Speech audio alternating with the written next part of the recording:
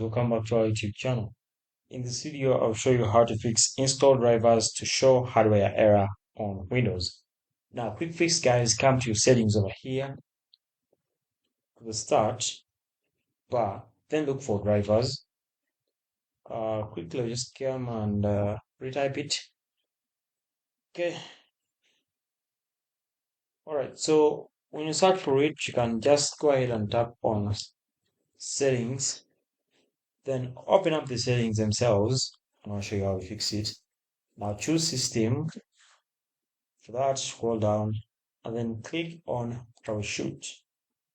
And make sure that it's always turned to ask me before running. After that, go ahead and close this and then tap on the start button. Choose this power button, then choose restart. Once you choose restart, guys, you'll have fixed that. Thanks for watching, guys. We shall meet